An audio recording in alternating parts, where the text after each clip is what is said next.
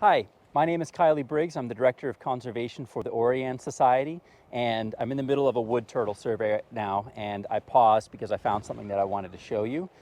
Last fall, in partnership with the U.S. Fish and Wildlife Service, we worked with a landowner to plant trees and shrubs along the banks of a river where there's been a lot of erosion in recent years.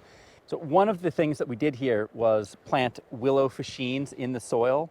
A fascine is basically a bundle of twigs and branches that are bound together, and by burying that in the soil, the following spring, roots are sent down to hold the soils in place. Branches come up into the sky. That gives the turtles a place to hide, as well as keeping the soils in place. I just stopped on top of one of those fascines, and it's doing exactly what we wanted it to. There's a lot of new growth here. There's also a turtle. Right here, this material is part of the original fascine that we installed. This is the new growth that's coming up.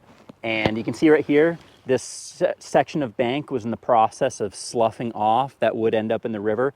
And to be honest, it might still end up in the river. When we plant materials right in an actively eroding location, there's no guarantee that it's going to grow enough in time to actually stop this from shearing off, which is why we also plant trees and shrubs up on top, just in case this material is a little too late.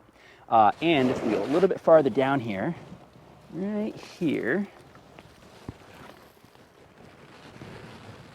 there's a turtle. Ultimately, the reason that we're monitoring wood turtles here and other locations is that we can learn what sort of habitat restoration practices will help them the most.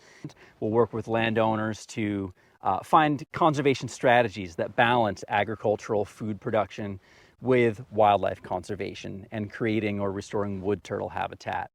We've been doing that in northern New England for about 5 years now, and we're just now in the process of rolling out a turtle conservation program in the Hudson-Berkshire region, beginning with widespread population assessments of wood turtles in southeastern New York.